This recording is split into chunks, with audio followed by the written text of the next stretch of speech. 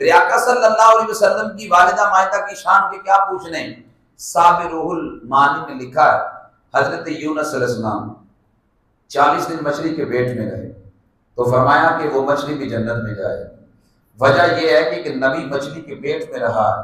تو امام اسماعیل حقی لکھتے ہیں اگر ایک مچھلی نبی کے پیٹ میں 40 دن رہے وہ مچھلی تو جنت میں جائے گی، تو امام الانبیاء علیہ السلام 9 ماہ جس ماں کے پیٹ میں رہے اس ماں کی شان کیا ہوگی، اس ماں کا مقام و مرتبہ کیا ہوگا.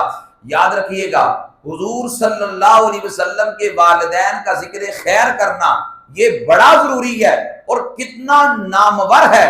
آپ دیکھیے گا میں نے اگر آپ کی خدمت نہ کرنی ہو، مثال کوئی فقیر ہے مانگنے والا ہے، میں نے اگر اس کی خدمت نہ کرنی ہو اور وہ کہے بھائی اللہ تیرے ماں باپ کو صحت دے، اللہ تیرے ماں باپ کو زندگی دے، اللہ تیرے ماں باپ کو جنت دے، اللہ تیری نسلوں کو بخشے، وہ ماں باپ کی دعا کرے، میرے ماں باپ کی تعریف کرے، ایمان سے بتائیے گا کیا میرا سینہ ٹھرتا ہے کہ نہیں؟ کیا مجھے خوشی محسوس ہوتی ہے کہ نہیں کہ یار یہ میرے والدین کا کتنے اچھے لفظوں میں ذکر کر رہا ہے.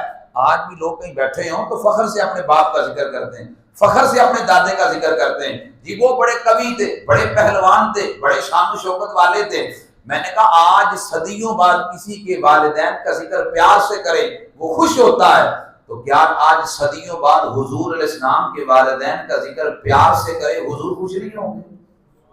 حضور علیہ السلام کتنے راضی ہوں گے. بس ایک مثال عرض کرنا چاہتا ہوں.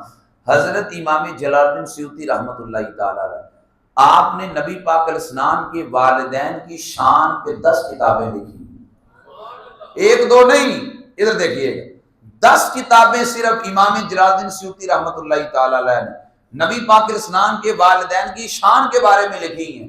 میرے آقا علیہ السلام نے 75 بار جاگتے اپنا دیدار عطا فرمایا.